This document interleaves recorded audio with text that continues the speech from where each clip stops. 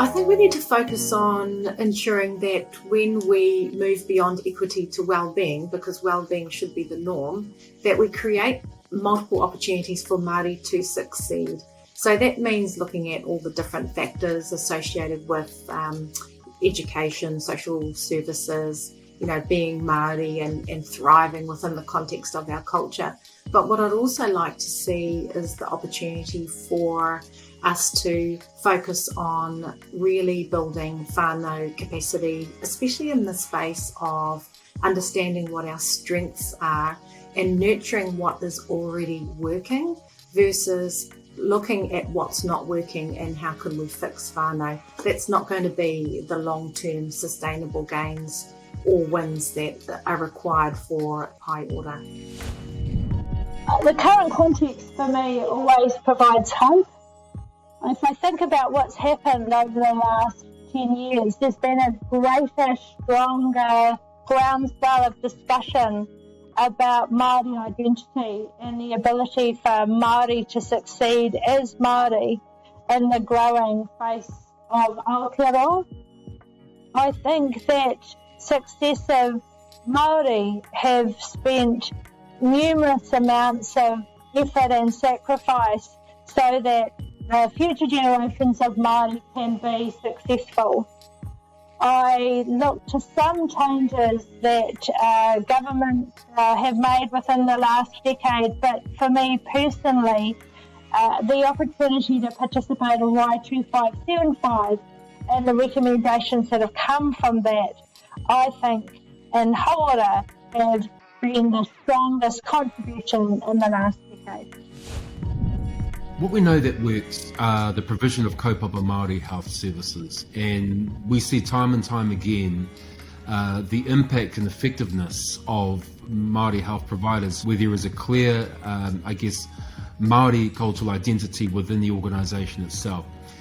Research tells us that in the last 25 years we've made huge gains in terms of whānau flourishing, in terms of hauora.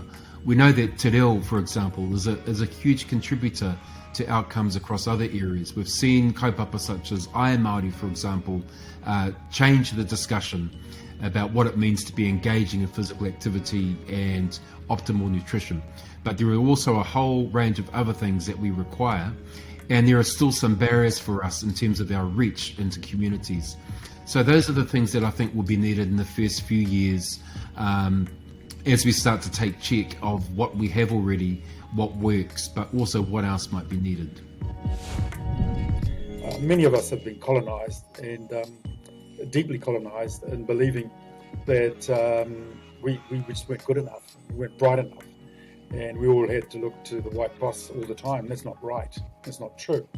So once we've conquered that, the next thing is we talk kotahitanga, we don't operate it enough.